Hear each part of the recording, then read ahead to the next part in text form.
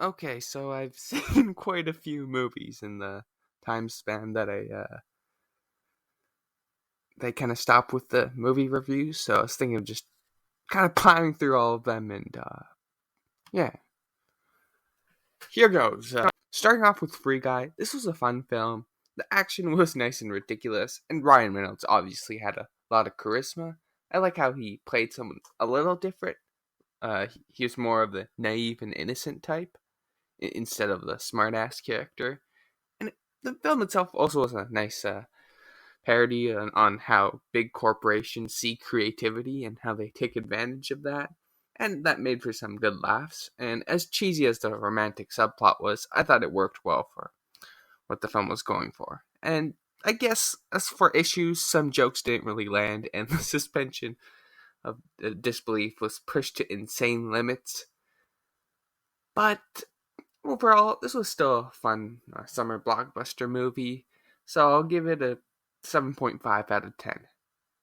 The Night House. I just gotta straight up say it. Fantastic performance by Rebecca Hall.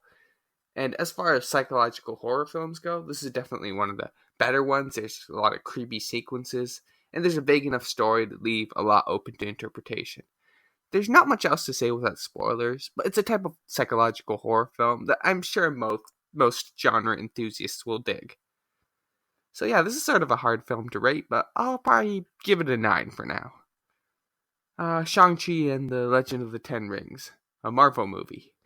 And I enjoy a lot of Marvel movies, so it was a weird thing though when, like, before seeing this movie, I was slightly skeptical. It kind of seemed to just follow the typical hero's journey thing, which is not a bad thing, but it didn't look all that interesting from the trailers.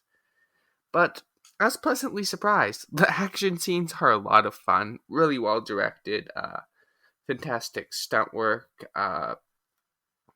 and yeah, the story itself was pretty entertaining.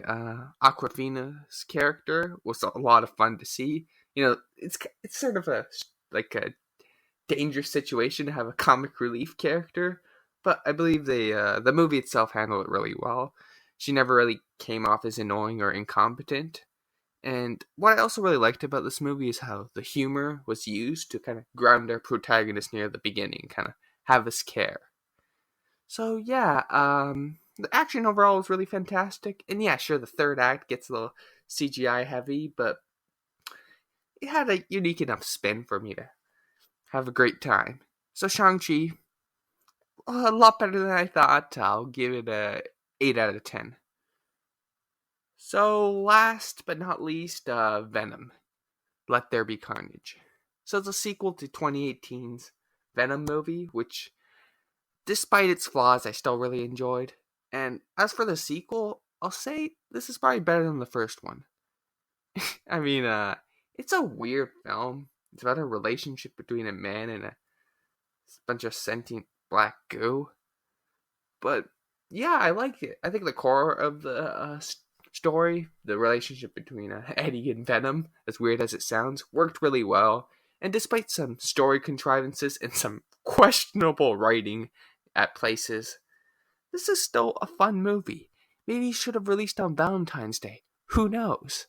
And yeah, I guess the action, I think, was an improvement from the first, specifically the third act, because in the the first Venom movie, like the third act, the action was a bit hard to follow, but the second one did a better job, and this was a unique film.